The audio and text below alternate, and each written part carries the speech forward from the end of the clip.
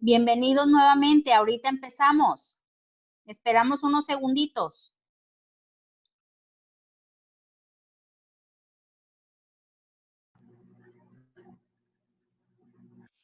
Bienvenido nuevamente a los que recién se incorporan. Ahorita continuamos, no se preocupen. Yo quiero participar, maestra, buen día. Buenos días. ¿Quieres participar en la pedagogía experimental? Sí, maestra. Esta pedagogía está bien interesante, ¿eh? Bueno, ahorita vamos a esperar a que ingresen más compañeros, Marta, y ahorita me apoya, ¿sale? Gracias, maestra, de antemano. Muchísimas gracias por su apoyo. Estoy aquí de regreso y estuve estudiando sus Qué bueno, unidades. Marta. Qué bueno. ¿Ya estás mejor? Ya, maestra, un poquito. Sigo en terapia, pero ahí la llevo. Ya la bola de años ya no es fácil. Empiezan, ¿verdad? A pesar los Ya, años. ya me empiezan a pesar mucho. Bueno, pero qué bien que ya estés, pues recuperándote. Y bueno, estas siguientes 2 semanas te van a servir para terminar de recuperarte, ¿eh? Porque que aunque digan tome reposo es difícil porque a veces pesan más las cosas en la casa, el trabajo, que los hijos, que Exactamente. y no Así es, termina uno maestra. de recuperarse por completo. Así es. Muy bien.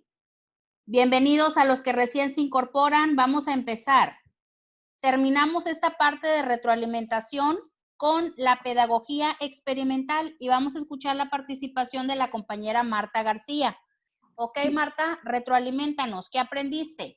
Sí, maestra. Bueno, mire, la pedagogía experimental, como usted dice, es muy interesante porque básicamente es de las experiencias, ahora sí que válgame la redundancia, de las experiencias llamadas en la pedagogía empíricas.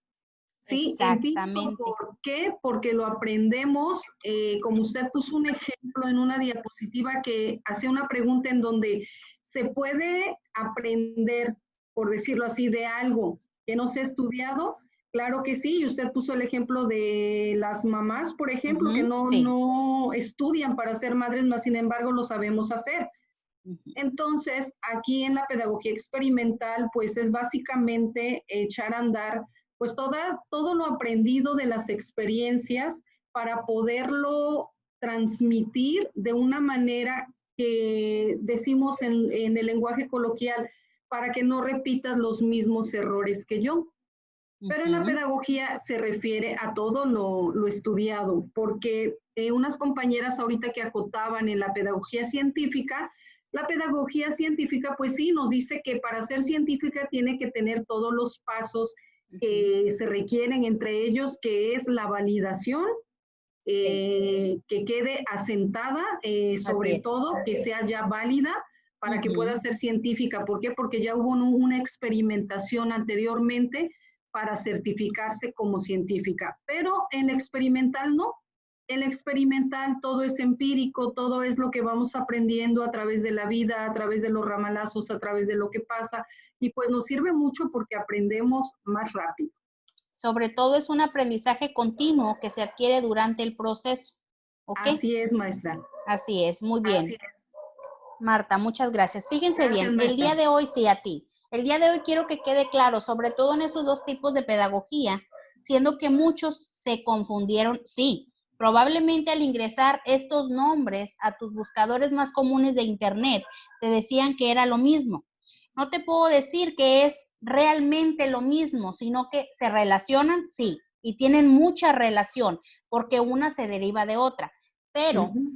para que ustedes puedan entender y enfocarlo al área de la educación, yo te quiero decir, como dijo la compañera Marta y los anteriores compañeros que participaron, la pedagogía científica se deriva de sustentar teorías a través de procesos metodológicos, ¿sí? Y eso nos lleva a que hoy en día conozcamos, por hablar, en un ejemplo enfocado al área de la educación, de los distintos modelos educativos, que para que se pudiera patentar o en este caso establecer como una teoría educativa, tuvo que haber investigación previa antes de poder establecerlo como tal, repito, como una teoría educativa. Más sin embargo, la pedagogía experimental sí es como un auxiliar para darle seguimiento y proceso a esos conocimientos científicos, pero desde otra perspectiva. Fíjate bien, si lo aplicamos en el área educativa, la pedagogía experimental la proyectamos como el conjunto de principios que nos derivan o nos llevan a la acción educativa. Maestra, ¿esto qué significa? Es fácil, fíjate bien. Si en mi pedagogía científica, como parte de una teoría educativa, yo digo que existe un modelo que se llama modelo constructivista, que ya sé que la mayoría lo conoce, todos inclusive ya saben de qué trata, donde el educando tiene la posibilidad de construir su propio conocimiento, por hablar en términos generales del modelo educativo, y tiene la posibilidad de desarrollar ciertas habilidades cognitivas, ya lo sabemos, aprendiendo conforme al paso que le permitan sus experiencias previas. Entonces, ¿en qué momento actúa la pedagogía experimental? En el momento en que nosotros como docentes planificamos estrategias de aprendizaje. Así es como la causa-efecto, ¿sí? La causa es la que origina en este caso la teoría fundamentada y el efecto, en este caso la práctica o ese plan de trabajo o esas experiencias, como lo dijo la compañera Marta, pero sobre todo empíricas, que no sabemos si funcionarán o no. Probablemente no, y si así pasa, se puedan corregir o se puedan complementar con otras. Si funciona, qué bueno, acuérdate, por eso es que fusionamos la educación en diferentes facetas, la formal con la informal y la no formal, que son distintas áreas, ¿sí? Entonces, justamente así se aplica, y esa es la diferencia que ahorita se me ocurrió, de cómo ustedes pueden comprender que no es lo mismo, mas sin embargo, sí tienen relación. ¿Ok? Ambas pedagogías. Muy bien, vamos a continuar. Ahora sí, después de haber hecho una buena retroalimentación, vamos a iniciar con el tema número 1 de la unidad, que es la pedagogía de apoyo. Fíjense bien, esta pedagogía es tan importante reconocerla y que ustedes puedan, sobre todo, identificar las áreas de oportunidad en las que esta debe ser aplicada. Y te voy a decir por qué. Bajo un contexto general, les puedo decir que en las escuelas de todo el mundo es muy recurrente que la mayoría de los docentes enfrenten problemas de diferente índole dentro de su contexto educativo. Y en su mayoría todas provienen del educando. Pero ¿por qué hacer énfasis en el educando? Porque acuérdate, es el centro del proceso de enseñanza-aprendizaje. Y estas complejidades pueden venir manifestadas a través de facultades naturales, biológicas, falta de algunas capacidades para poder aprender de forma autónoma por parte de los estudiantes. ¿Sobre qué? Pues las habilidades básicas como escribir, leer, calcular, etcétera. Dice, cada vez hay más estudiantes que llegan a la edad preescolar necesitando algún tipo de atención especial y que a veces, desafortunadamente, por falta de tiempo, por falta de conocimiento, por falta de interés, los padres de familia no identifican este tipo de necesidades desde casa. ¿Qué es lo que pasa? El niño llega en el tiempo en el que ya está preparado, ya es hora de ingresar, ya está en la edad escolar de comenzar a recibir instrucciones, ¿verdad? Educativas, en este caso, pues el preescolar. Entonces, siempre, pues hablando como ciertos tabúes, ¿verdad? Siempre intentando excusarnos y culpar factores externos que en muchos de los casos no tienen nada que ver con este tipo de discapacidades o dificultades de nuestros estudiantes, ¿sí? ¿Por qué? Porque a veces decimos, bueno, es que tiene que ver el entorno en el que se desarrolla, es que tiene que ver el aprendizaje que trae desde casa, es que tiene que ver los principios que cada niño adquiere, es que tiene que ver esto y aquello, ¿sí? A veces nos salimos de enfoque y no logramos identificar de una forma oportuna. ¿Para qué? para que estos déficits puedan ser corregidos a tiempo. Y justamente la pedagogía de apoyo sirve para solventar y, si se puede, eliminar este tipo de dificultades. ¿Y cómo empieza? Cada educador, aún así no tengas una especialidad como por ejemplo psicólogo, psicopedagogo o carreras afines que ayuden, ¿verdad? En el apoyo educativo, podemos hacer una observación minuciosa de cada uno de nuestros estudiantes. ¿Por qué? Porque este tipo de discapacidades, dificultades o necesidades se manifiestan a veces fácilmente, otras, de acuerdo a su grado de complejidad, son más difíciles detectarlas, sobre todo si el niño, ¿sí? No te permite una relación intrapersonal y se cierra, porque hay niños que se cierran, son tímidos, de personalidad cohibida. Entonces, a veces el docente no tiene la posibilidad de detectarlo, ¿sí? Pero podrás darte cuenta a través de sus trabajos, cuando participa, al momento de socializar con los compañeros en el recreo, etcétera. O sea, hay muchas formas de detectar. Entonces, justamente un especialista en pedagogía de apoyo debe realizar una evaluación. ¿Para qué? Para detectar posibles causas que estén ocasionando esa dificultad y buscar ejercicios, técnicas o estrategias que ayuden a ese educando a salir adelante y superar esa falta de capacidad. Dice, este apoyo suele ser a veces individual. ¿Por qué? Porque recurrimos, sea como docentes o padres de familia, a llevar al estudiante a que tenga ciertas clases, ciertas terapias de apoyo de manera individual. Pero a veces el mismo especialista sugiere que éstas sean aplicadas de forma grupal. ¿Por qué? Porque si al niño se le aísla, no se le permitirá ser parte de un entorno, entre comillas, normal. Fíjate bien, como experiencia personal, cuando mi niño estaba en el preescolar, tenía un compañerito que tiene autismo.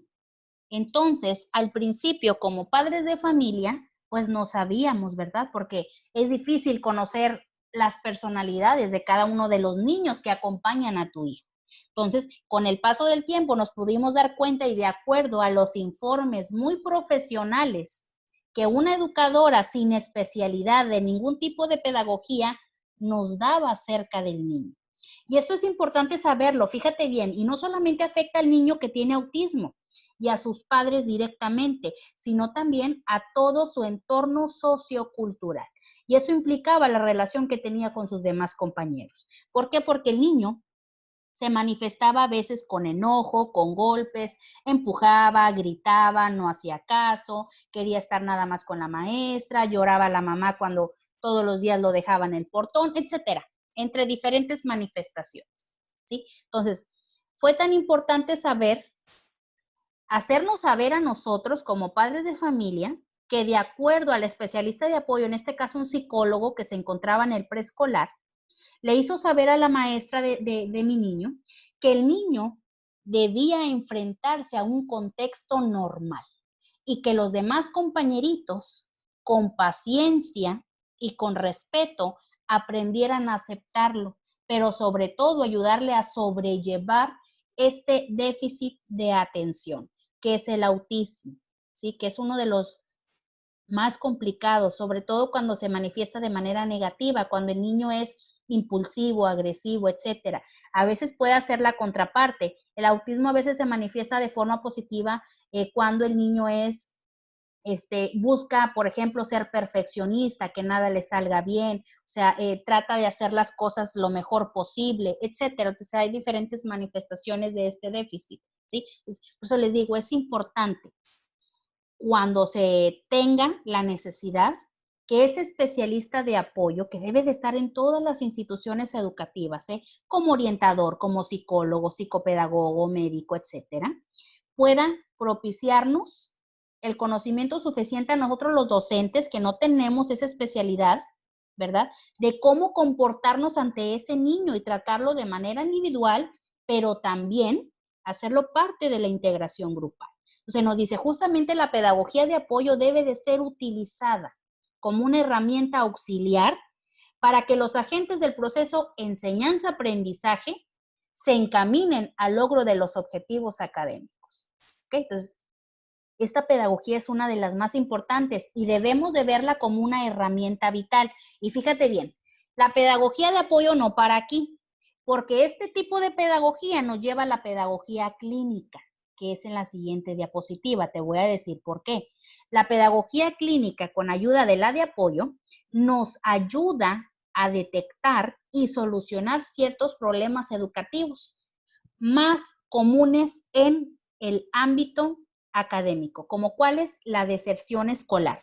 Y no justamente es un déficit y no es una discapacidad, pero más sin embargo es un problema socioacadémico, ¿sí? Que implica investigar cuáles son las causas que orillaron a ese niño, a ese estudiante, etcétera, a dejar de asistir a la escuela.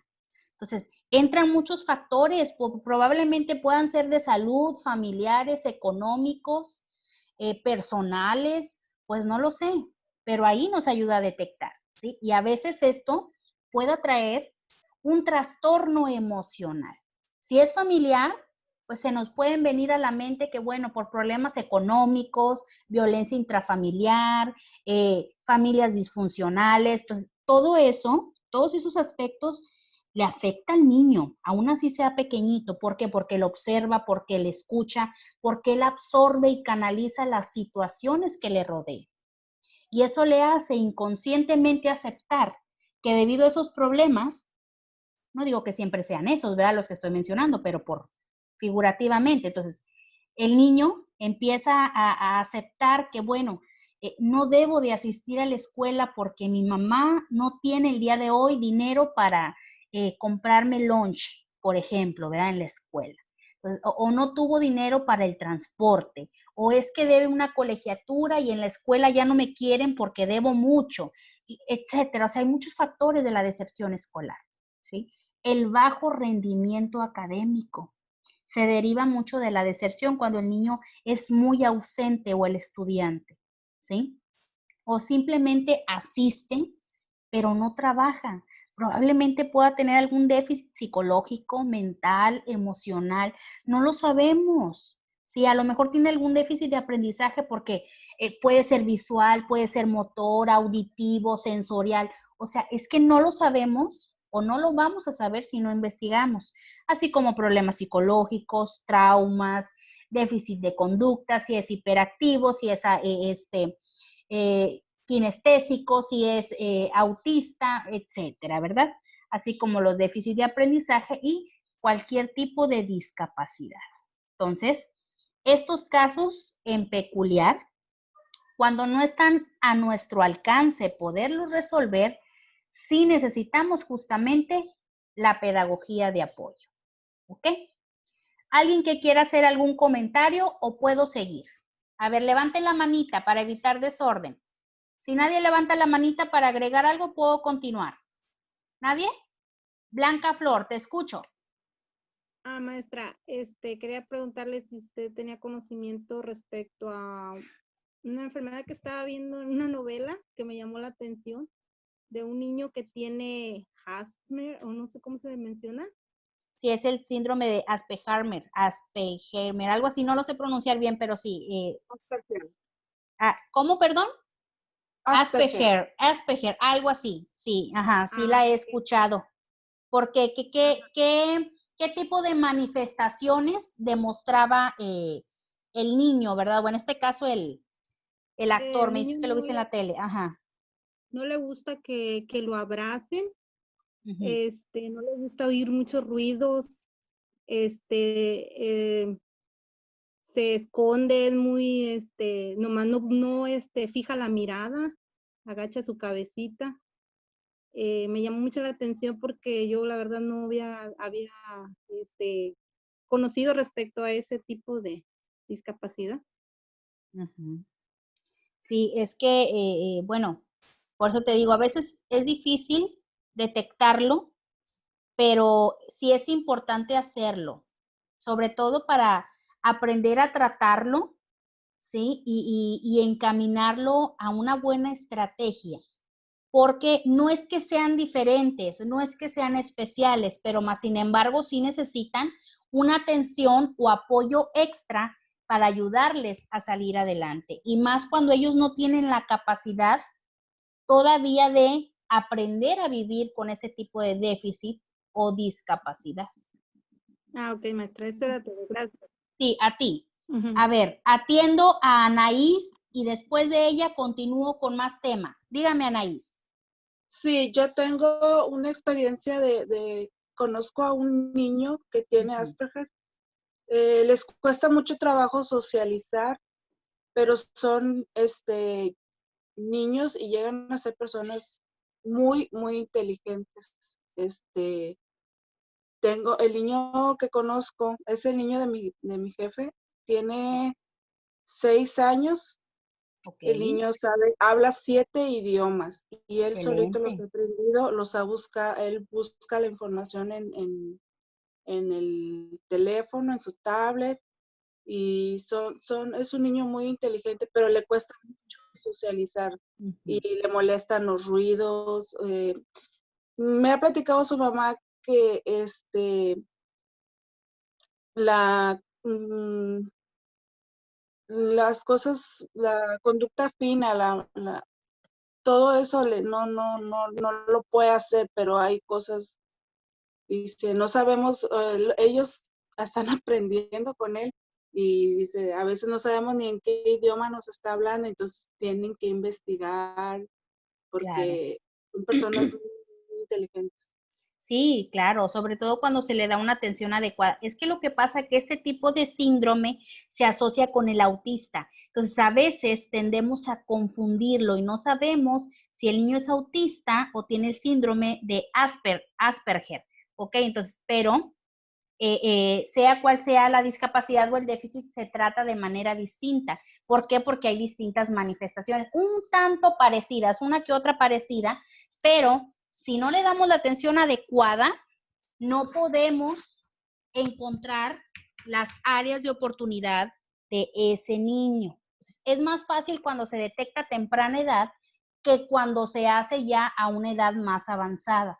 ¿Por qué? Porque si lo hacemos desde los primeros años, o sea, encaminamos al niño a que se vaya adaptando a pues a ese déficit, ¿verdad? Y le ayudamos con ciertas estrategias a que él se vaya adaptando, se vaya incorporando y sobre todo se vaya aceptando tal y como es. Sí, pues tienen que estar en terapia continua Claro. para ellos lograr entender lo que no logran entender, ¿verdad?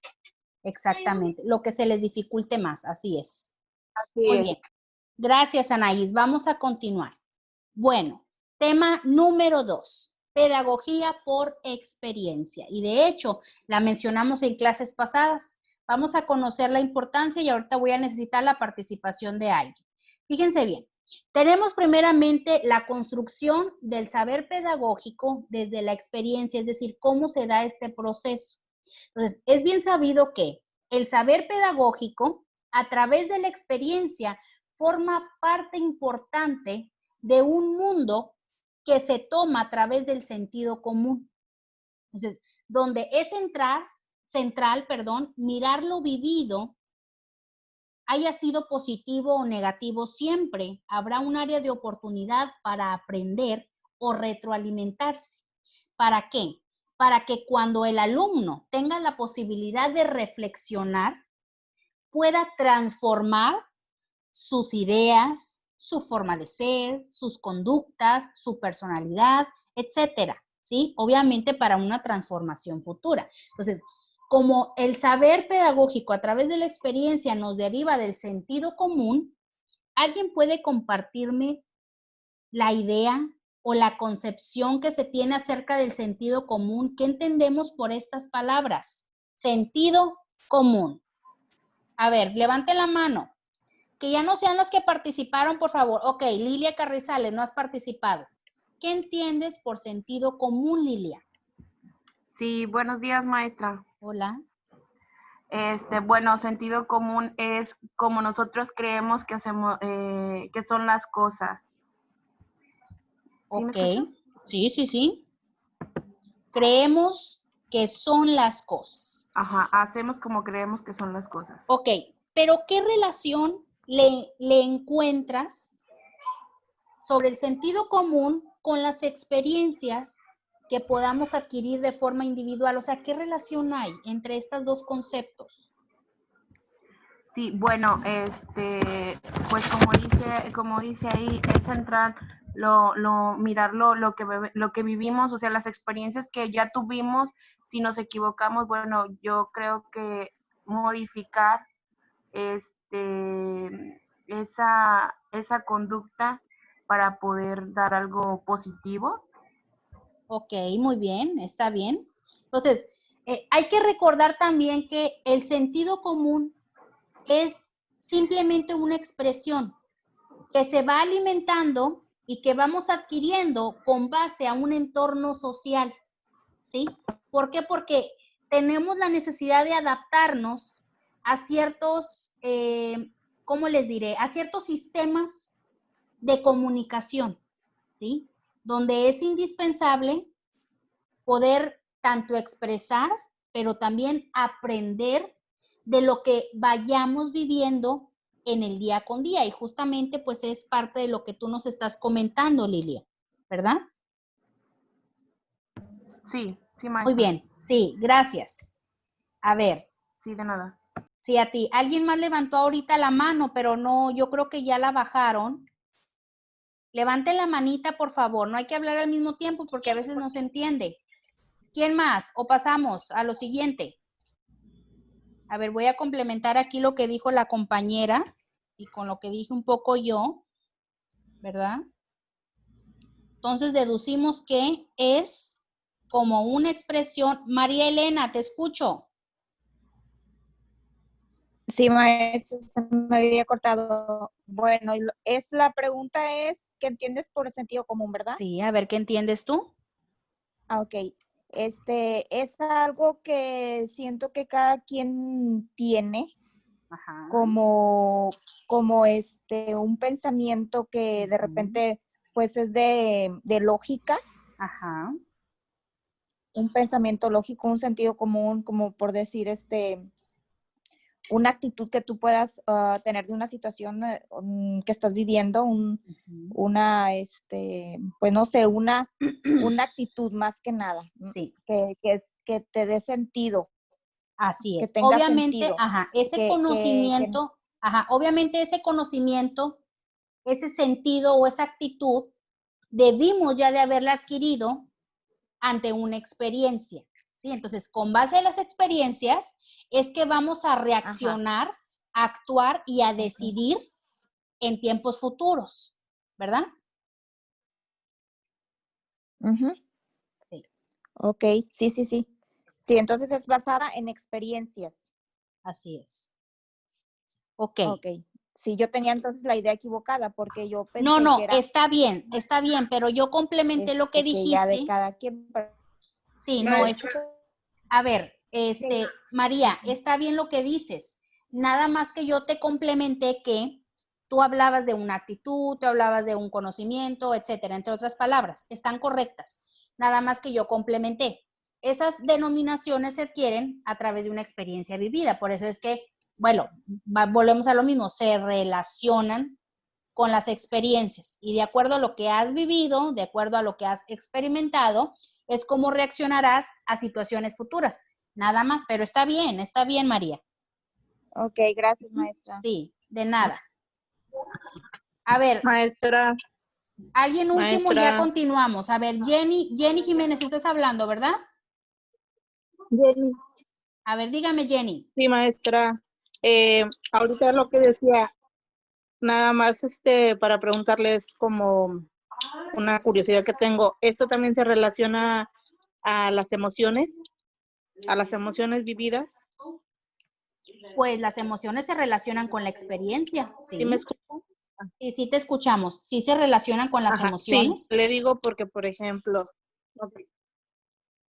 Ajá, le digo por esto, porque por ejemplo, yo antes era una persona muy arrebatada o me ganaban mis emociones, ¿verdad? A veces Tenías en una baja forma mala, inteligencia emocional. pero, Fíjate, perdón, a eso se le llama baja inteligencia ajá, emocional y hay exactamente, técnicas para trabajar en ello, ¿eh? Ajá, ¿qué ok, más?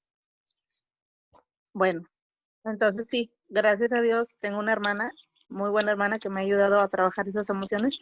Entonces, a lo que voy yo, como lo decía usted, ¿verdad? Que gracias a las experiencias no vuelves a cometer a lo mejor los mismos errores. Ujú. Ahorita ves,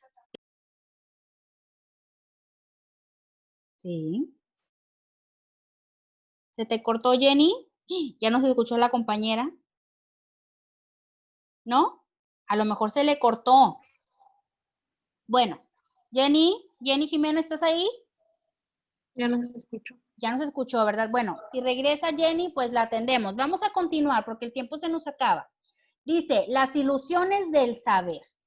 La creencia involuntaria de pensar que lo sabemos todo cuando no sabemos nada. Este aspecto es bien importante porque yo les dije en clases pasadas, el conocimiento no es un hecho absoluto, ¿sí? O sea, es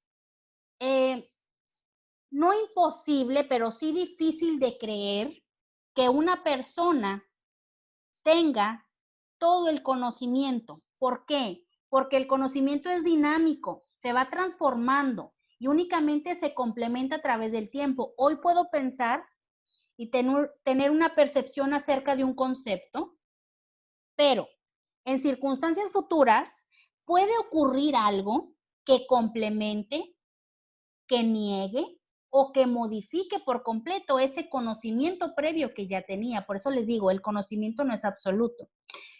Es algo erróneo poder afirmar que lo sabemos todo cuando en sí no sabemos nada, porque el conocimiento es un mundo inmenso de información y de posibilidades para adquirirlo. Entonces, prácticamente nunca terminaremos de conocer o aprender algo distinto cada día.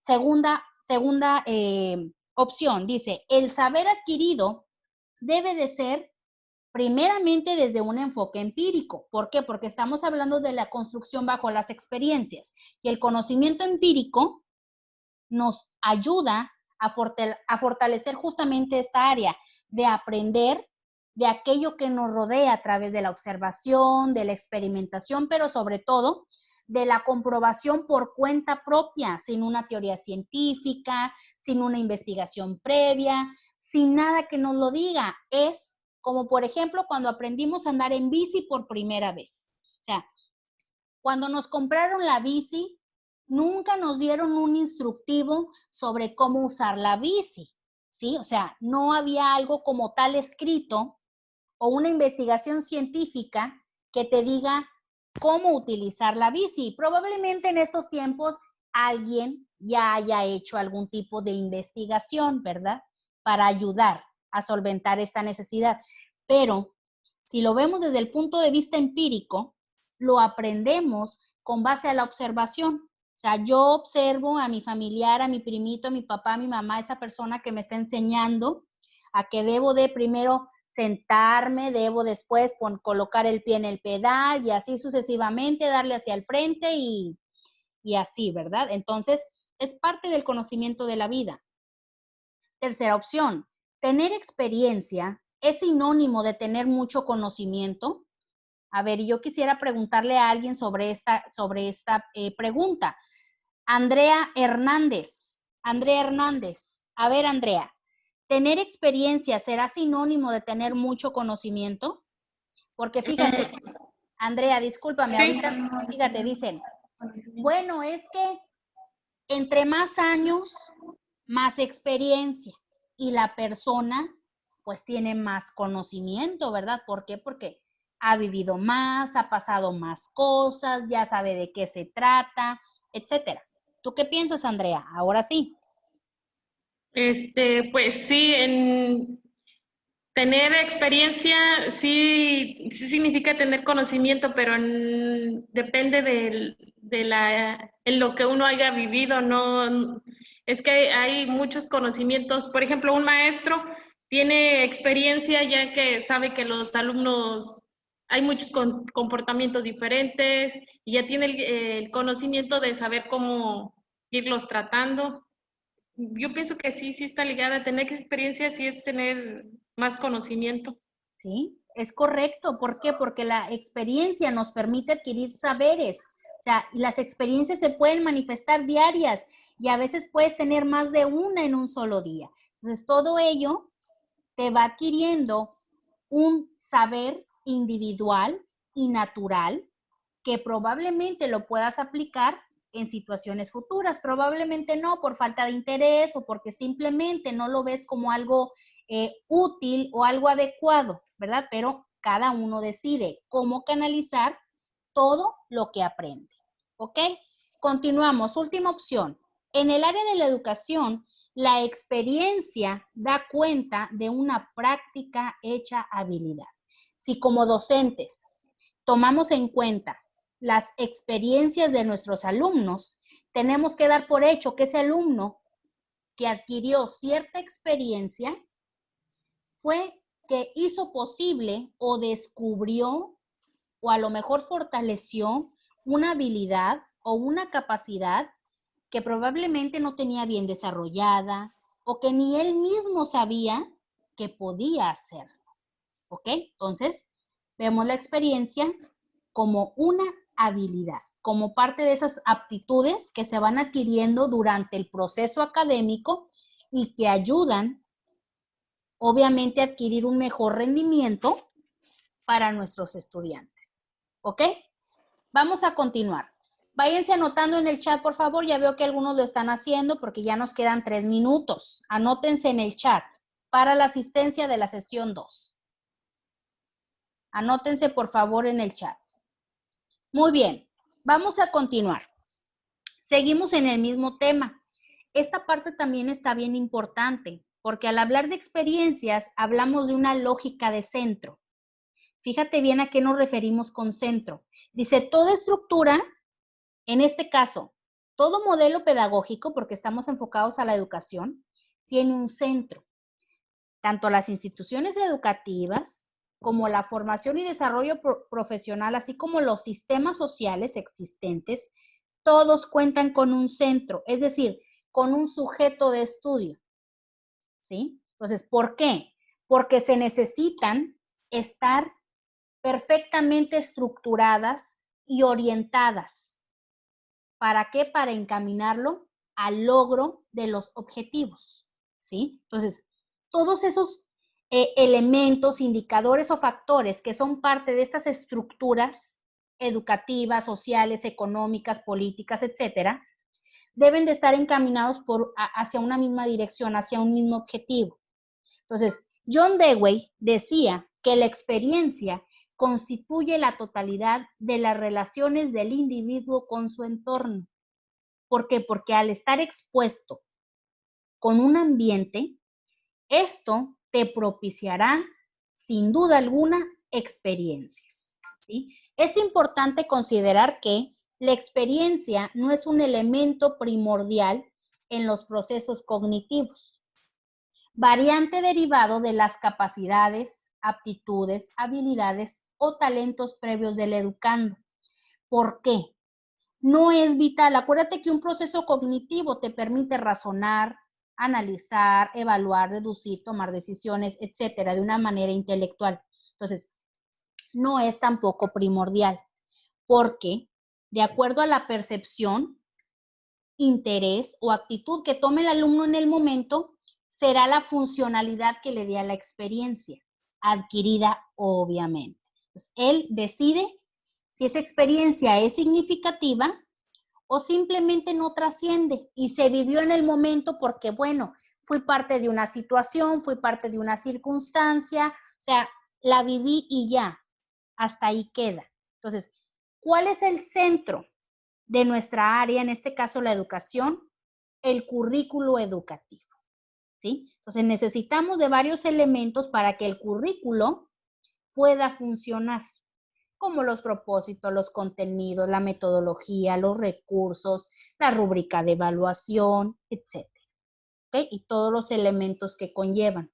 y sus características. Entonces, si hablamos de lógica de centro, en el área de la educación, hablamos que bajo el